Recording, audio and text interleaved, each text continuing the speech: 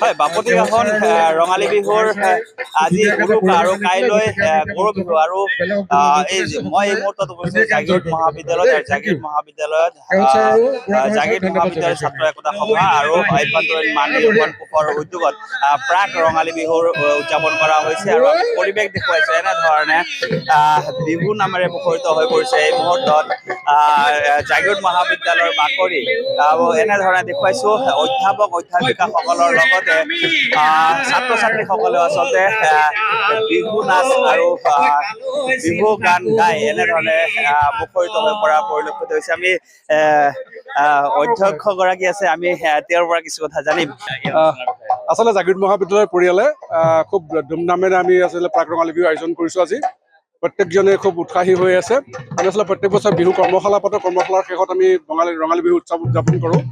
এইবাৰ যিহেতু আমাৰ বিহু কৰ্মশালা নহ'লে, গতিকে মহাবিদ্যালয়ৰ পৰিয়ালে আমি একেলগে প্ৰাক বিহু উৎসৱ পাতিছোঁ আৰু আমি সকলোৱে খুব আনন্দ কৰিছোঁ, ফূৰ্তি কৰিছোঁ। আমাৰ সকলো ছাত্ৰ ছাত্ৰী, শিক্ষক শিক্ষয়িত্ৰী সম্বন্ধে সকলোৱে আমি খুব আনন্দৰে আজি এই পৰিৱেশটো উদযাপন কৰিছোঁ। ৰঙালী বিহু বুলি ক'লে আমাৰ আচলতে সাতখন আঠখন কৰে গা, আৰু এই বিহুৱে আচলতে আমাক সম্প্ৰীতিৰ দোলেৰে বান্ধি ৰাখে। মই আশা কৰিছোঁ আজিৰ জৰিয়তে অসমৰ সমাজ সম্প্ৰীতি অটুট ৰাখক আৰু মোৰ বিহুববীয়া সকলোকে মোৰ ফালৰ পৰা আন্তৰিক শুভেচ্ছা জনাইছোঁ। কেইবাটাও প্ৰতিযোগিতাও ৰখা হৈছে।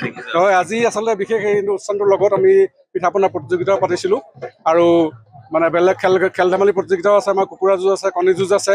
গতিকে আজি খুব ধুমধামেৰে দিনটো আজি আয়োজন কৰিম আচলতে অনুষ্ঠানটোৰ। গতিকে প্ৰত্যেকখনে খুব সাজু হৈ আছে, প্ৰত্যেকজনেই পিঠা পনাটো আনিছেই ঘৰৰ পৰা, নিজে কোনোবা আইতাকো লৈ আহিছে আলহী পিঠা পনা প্ৰতিযোগিতাত ভাগ ল'বৰ কাৰণে।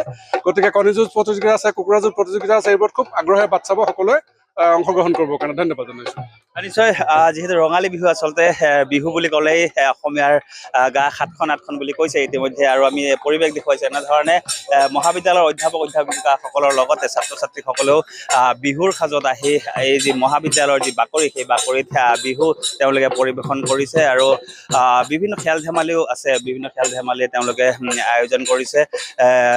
এনেধৰণে আমি দেখুৱাইছোঁ কণী যুঁজ হওক বা টেকেলি ভঙা প্ৰতিযোগিতাই হওক, আমি এনেধৰণে দেখিছোঁ। এগৰাকী বাইদেউ আছে, আমি তেওঁৰ পৰা কিছু কথা জানিম। প্ৰাক ৰঙালী বিহুৰ উদযাপন জাগিৰোড মহাবিদ্যালয়ত কেনেধৰণৰ পৰিৱেশ? আমাৰ মানে হঠাতে হ'ল এইটো, কিন্তু আমি মানে বহুত হেঁপাহৰ আমাৰ মানে কাৰ্যক্ৰম এইটো। আমি হঠাতে ভাবিলোঁ যে কিবা এটা কৰা যাওক, আৰু কিবা এটা কৰিব বুলি ক'লেতো বিহু বুলি ক'লে সাতখন আঠখন সকলোৰে লাগে। আমি অসমীয়া জাতি, বিহু আমাৰ অসমীয়া জাতিৰ দাপোন, গতিকে দাপোনখনকতো আমি স্বচ্ছ কৰি ৰাখিবই লাগিব। আমাৰ ভৱিষ্যত প্ৰজন্মক যাতে আমি বিহু সম্পৰ্কে অকণমান ধাৰণা দিব পাৰোঁ, ছাত্ৰ ছাত্ৰীসকলক বিহু সম্পৰ্কে অৱগত কৰিবৰ কাৰণে ইয়াত আমাৰ প্ৰাচীন কিছু খেল দিয়া হৈছে, যেনে কণী যুঁজ, কুকুৰা যুঁজ, টেকেলি ভঙা হ'ব, আৰু ছাত্ৰ ছাত্ৰীসকলৰ মাজত মুকলি কুইজ হ'ব। কুইজ সম্পূৰ্ণৰূপে বহাগ বিহুক লৈ, বহাগ বিহুৰ লগত জড়িত বিভিন্ন আমাৰ বাদ্যযন্ত্ৰ, বিভিন্ন জনবিশ্বাস, বিহু কেনেকে সৃষ্টি হ'ল, কোনজন স্বৰ্গদেৱে অসমত বিহু প্ৰতিষ্ঠা কৰিলে, এই সকলোবোৰ আচলতে তন্নতন্নকৈ আমাৰ ভৱিষ্যত প্ৰজন্মই জনাটো দৰকাৰ। তেতিয়াহে আমাৰ বিহুৰ যিটো প্ৰকৃত অস্তিত্ব, সেই অস্তিত্বটোক ৰক্ষা কৰিব পাৰিব। আৰু আমাৰ যি প্ৰাক ৰঙালী বিহু উদযাপনৰ জাগিৰোড মহাবিদ্যালয়ৰ মূল উদ্দেশ্যই হৈছে অনাগত আমাৰ উঠি অহা যুৱচামৰ মাজত বিহু সম্পৰ্কে সচেতনতাৰ সৃষ্টি কৰা। Thank you. ধন্যবাদ জনাইছোঁ। এনেধৰণে আচলতে জাগিৰোড মহাবিদ্যালয়ৰ যি প্ৰাংগণ আচলতে বাকৰি, সেই বাকৰিত এনেধৰণে প্ৰাক ৰঙালী বিহুৰ উদযাপন কৰা হৈছে। আৰু জাগিৰোড মহাবিদ্যালয়ৰ যি অসমীয়া বিভাগ আৰু ছাত্ৰ একতা সভা আৰু আভ্যন্তৰীণ মান নিৰূপণ কোষৰ উদ্যোগত এনেধৰণে আজি এই ৰঙালী বিহুৰ যি উৰুকাৰ দিনটোত প্ৰাক ৰঙালী বিহু উদযাপন কৰা পৰিলক্ষিত হৈছে। আপুনি বিচৰা বাতৰি পাব কেৱল নিউজ 18 এপত।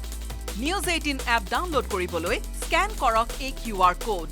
গুগল প্লে ষ্টৰতো পাব এই নিউজ 18 এপ।